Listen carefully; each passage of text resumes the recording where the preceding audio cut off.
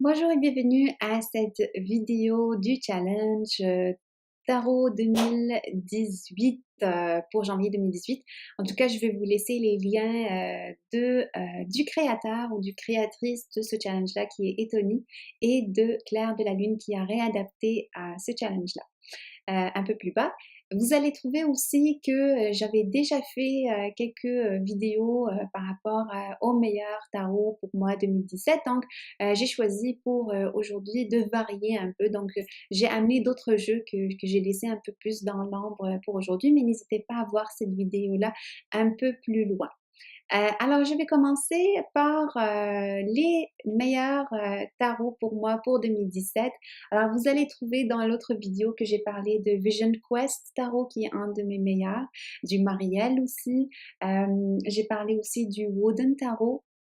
Alors aujourd'hui, j'ai eu comme le goût de sortir d'autres tarots avec qui j'ai quand même bien collaboré, même si je les ai pas mis parmi mes meilleurs. Alors le premier que je souhaite citer, c'est le Wildwood Tarot que vous allez trouver un peu plus tard si vous voulez faire le tour de ma chaîne. J'ai fait le challenge avec Candice, au pays de Candice, sur nos deux chaînes YouTube. C'était un challenge qui a vraiment super bien réussi avec ceux qui l'ont suivi. Et moi, je l'ai fait avec ce tarot-là. Donc, j'ai eu l'occasion de le découvrir, de l'essayer, de vraiment devenir amie avec lui. Je l'ai trouvé très intéressant. Les histoires aussi, les histoires des créateurs. Euh, dans les deux livres, on parle aussi de pourquoi est-ce qu'on a choisi tel animal, pourquoi est-ce qu'on a choisi telle image. Et il y a des fois des associations intéressantes entre les cartes. Vous allez par exemple trouver cette image-là sur une autre carte. Alors, qu'est-ce que ça veut dire entre les deux? Donc, moi, j'ai pas eu toute l'occasion de vraiment établir et d'étudier en profondeur les liens qu'il y a entre les cartes, mais ça pourrait être intéressant si vous voulez aller plus loin avec ce jeu-là. En plus de ça, ce que je dis toujours, c'est que le livre, il vaut vraiment la peine parce qu'il nous montre une autre perception du tarot. Et en plus, les cartes sont tellement belles, ils sont vraiment, c'est un art. Les dessins, il y a comme de l'expression, il y a du mouvement, ce qui est super intéressant. Donc, pour le prix que ça vaut, honnêtement, c'est vraiment quelque chose à avoir, c'est quelque chose à découvrir, à avoir dans sa collection. Et il y a ce côté-là celtique, mais aussi chamanique, que j'ai oublié de mentionner dans une autre vidéo. Il y a le côté chamanique de ces cartes-là. Donc, si par exemple vous faites des voyages chamaniques ou vous vous intéressez au mode de guérison spirituelle ancestrale, c'est intéressant. Oups. Dans la même optique, je voulais aller encore plus loin avec la culture nordique. Alors, j'ai eu le Norse Tarot pour 2017. Je l'ai déjà utilisé, je pense, dans mes tirages de la semaine. Je ne me souviens pas. Mais c'est une autre énergie. Je dirais que c'est une énergie masculine pour ces cartes-là. Hmm, c'est des cartes pratiques. C'est pas des cartes que je vais voir, admettons, pour des questions spirituelles. J'ai eu quelques occasions de faire des tirages avec à des clients et pour les questions, c'était plus côté, je dirais, pratico-pratique de la vie qui sortait le mieux, admettons. Et ça n'empêche pas que c'est des belles cartes. Le cahier, il est tout petit. J'aurais aimé avoir un autre cahier aussi parce que je ne connais pas tant que ça la culture norse ou nordique. Donc, admettons pour les mythologies, pour certaines couleurs, parce qu'il a choisi certaines couleurs comme le rouge pour les bâtons, le vert pour les coins, pour les pentacles, etc. Donc, c'est comme, pourquoi est-ce qu'il a choisi ces couleurs-là? C'est quoi le lien avec la culture nordique ou norse? Fait que voilà, The Norse Tarot. Ça, c'était une belle découverte aussi. Vers la fin de l'année, j'ai eu Tarot of the Sevenfold Mysteries que j'ai eu dans un échange avec une belle américaine. Elle a décidé, en fait, elle voulait acheter mon oracle Les arbres vous parlent et on s'est dit, bon, on va faire un échange, ça va être plus intéressant de découvrir aussi d'autres tarots comme ça. Donc, c'est un oracle qui est vraiment, c'est un tarot qui est différent du Rider-Waite-Smith, même s'il s'inspire pas mal de, de, de ce système-là, mais il a sa façon aussi d'être, sa façon de faire les choses. Et il me rappelle beaucoup aussi les images qu'on voit dans certains livres religieux, que ce soit bibliques, juifs. Donc il y a beaucoup cette, disons, il y a comme une certaine culture qui gréco-romaine, judaïque, chrétienne. Il y a quelque chose comme ça vis-à-vis de, je dirais méditerranéenne, parce que il parle aussi d'Hermès, d'Aphrodite. Donc c'est vraiment comme toute la culture, toute la mythologie aussi qui ressort dans ces cartes-là. Les couleurs sont très très vivides, sont très vivantes. Et l'art, il est particulier. C'est pas un art que vous allez retrouver partout.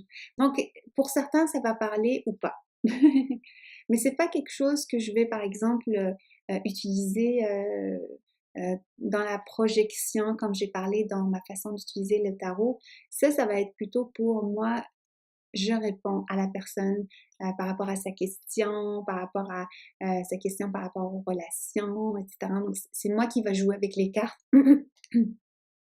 C'est pas la personne qui va, par exemple, voir la carte et dire oh ça veut dire ça pour moi. Même si elle pourrait, mais c'est pas automatique, disons. Donc c'est ça pour ce tarot-là. Ah oui, je vais en ajouter peut-être un dernier. Mais juste un dernier parce que j'en ai déjà parlé. J'ai déjà mis le Vision Quest Tarot, puis tout ça, là, vous en avez déjà plein. Mais le dernier que je vais quand même, il faut que je le cite parce que c'est un de mes coups de cœur vers la fin de l'année, le Timeless Tarot. Timeless Tarot, je pense, c'est ça le nom. Celui-là, je l'ai eu dans un échange. Et c'est toutes des peintures. Est-ce que c'est comme... C'est toutes des peintures des années, admettons, entre 1700 et début 1900. Et je m'attendais pas, mais vraiment pas à ce que ces cartes-là parlent de façon tellement... ils sautent tout seuls quand je les mélange. Et les cartes qui ressortent sont tellement pertinentes. Ça me parle. J'ai fait du travail de développement personnel avec ça, de visionnement, de... Regardez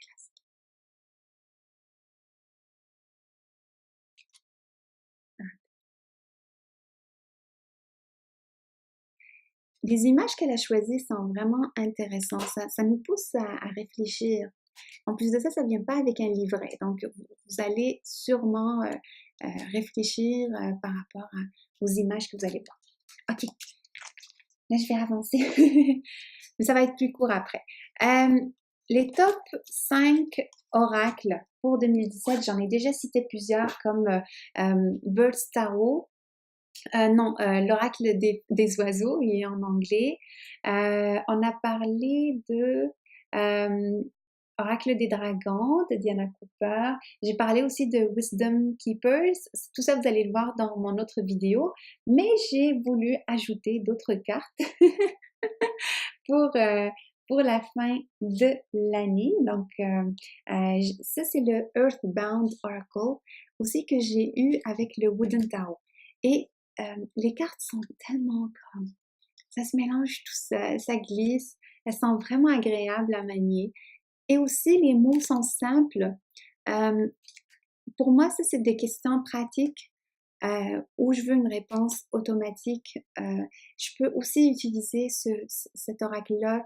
Je l'ai fait déjà pour comme des rituels, comme des sortes de rituels, parce que il y a plusieurs éléments comme le soleil, la lune. Vous allez voir les éléments comme eau, terre, etc. Et c'est quand même un oracle qui est tout petit, mais qui me parle vraiment beaucoup. Il y a comme ça des oracles avec lesquels vous avez comme un coup de cœur. Dès que vous les avez, c'est un coup de cœur. Il y en a d'autres qui ça prend du temps pour se familiariser avec eux. Est-ce que je peux ajouter? Non, je pense que vous pourriez revoir juste mon autre vidéo pour les autres oracles que j'ai mis pour 2017. Là, je vais passer à la question numéro 8 qui sont top 5 jeux de cartomancie. Alors, 5, ça me semble beaucoup. Parce que si je comprends bien, la cartomancie, c'est tout ce qui est autre que oracle et tarot. Donc, on peut mettre le normand dedans. Oh oui, j'en ai un autre, le normand, qui pourrait être intéressant avec ça. Je vais l'ajouter. Je vais aller le chercher. Mais je vais commencer quand même avec les systèmes autres. Et j'ai eu ce Everyday Oracle qui est en plusieurs langues, dans le même et j'ai même fait une vidéo de comment est-ce que je travaille avec lui. Vous pourriez la retrouver sur ma chaîne. Donc celui-là, ça ressemble un peu au système de Sibylla, puis ça ressemble beaucoup à parce que moi, quand j'étais vraiment plus jeune, j'avais 15-16 ans, j'ai commencé à jouer avec les cartes de poker, les cartes de, voilà, les cœurs, trèfle et tout ça, mais j'avais pas de tarot, j'avais pas d'oracle. Je jouais avec ce que j'avais. Et ça me rappelle beaucoup ce système-là, mais ils ont ajouté comme des images, fait que c'est vraiment agréable. Et ça, c'est par exemple, c'est des cartes qui vont vous dire les choses de façon, je dirais, brute. Il n'y a pas de décor, il y a pas de avant et après. C'est le message cru. Donc, il faut être préparé pour jouer avec ce jeu-là. Le deuxième, qui est comme un jeu que j'ai pas vu ailleurs. Et c'est un jeu pour enfants. C'est un jeu pour enfants que j'ai acheté de un de mes amis en France. Ça s'appelle Ticket Smile. Et ce jeu-là, je l'ai trouvé super intéressant, justement, dans certaines consultations pour voir, voilà, qu'est-ce qu'on va faire pour ajouter plus de joie ou pour incarner l'enfant en soi aujourd'hui. C'est des cartes aussi intéressantes à utiliser dans des activités de groupe. Donc, par exemple, là, demande aux personnes qui jouent avec toi de te chatouiller doucement jusqu'à ce que tu éclates de rire. Donc, c'est vraiment intéressant et je dirais ça saute de l'ordinaire. Là, par exemple, cite une chose difficile dans la vie de tous les jours et essaie de trouver 5 éléments positifs à cette situation. Il y en a d'autres, c'est cite 3 endroits que tu préfères, explique pourquoi et décris-les. Donc, c'est vraiment comme un jeu de participation. C'est pas un jeu actif, c'est un jeu actif, c'est pas un jeu passif qui vous dit voilà les choses puis il vous laisse. C'est plutôt des cartes de développement personnel, de jeux en groupe, de jeux créatifs, aussi qu'on peut utiliser pour notre journal intime, pour mieux se connaître ou pour faire une activité intéressante avec soi par jour. L'autre jeu en fait, qui rentre un peu dans cette dynamique-là que j'ai créée moi-même et j'ai pas eu le temps d'en parler, je vais en parler dans une vidéo bel et bien. Parce que je l'ai créé, puis là, ça commence déjà à partir, parce que c'est un jeu que j'utilise pour mes séances de consultation. Et justement, c'est dans cette optique-là de se coacher, de se donner cette occasion-là de se développer, de développer des activités saines, des pensées positives dans sa vie. Donc, ça peut être aussi simple qu'aujourd'hui, j'utilise un parfum ou une huile essentielle qui me fait du bien. Et là, je ne remets pas la carte dedans jusqu'à ce que je complète l'action du jour. Ça peut être aussi des affirmations qui me rappellent où, voilà, aujourd'hui, j'ai de la gratitude pour. Je l'ai conçu spécialement pour les hypersensibles parce que, comme vous savez, je suis accompagnatrice des hypersensibles. Voilà, il y a comme des choses qui ressortent, il y a les mêmes choses qui ressortent parmi les problématiques qu'ils vivent. Alors, j'ai décidé de mettre ça dans ces 69 cartes. Je suis la meilleure version de moi-même. Donc là-dedans, on a 69 cartes avec un dos qui symbolise l'infini de façon drôle, mais c'est un symbole qui m'a été inspiré par mes guides pour amener la concentration ou concentrer ses énergies pour avoir un résultat efficace. J'ai eu aussi, il y a un autre cahier qui vient avec celui-là, ça s'appelle le kit de survie pour hypersensibles qu'on utilise dans les situations où on vit de l'angoisse, de la peur, une situation qui vient nous chercher. Alors à ce moment-là, on va sortir le kit de survie, puis on regarde c'est quoi les étapes, il y a plein de ressources.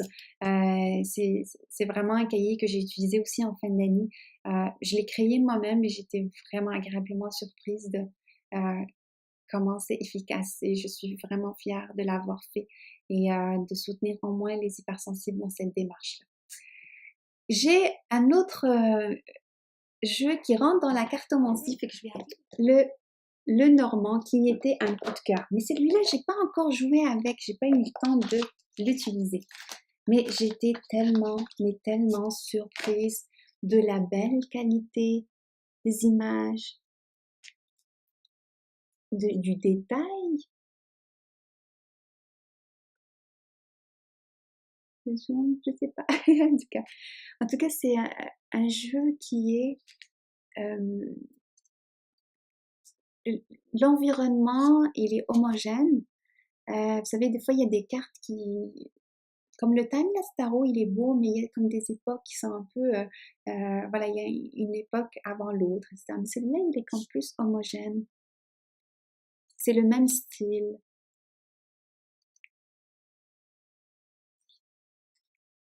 Il n'est pas aussi sombre que ça apparaît à la caméra. Donc, celui-là, c'est un Lenormand, mais il est vraiment magnifique. Il est très, très beau. Très, très, très beau. Et ça vient avec un petit cahier. Mais j'ai pas eu l'occasion de le voir. Donc, c'est un de mes coups de cœur 2017 à découvrir pour 2018. Alors, voilà pour les top 5. Plus ou moins là, j'en ai pas eu 5. J'en ai eu 4. Est-ce que je peux ajouter d'autres? Non, je pense que ça va être correct. J'en ai juste 4 pour la cartomancie. Alors, je vous dis à très, très bientôt.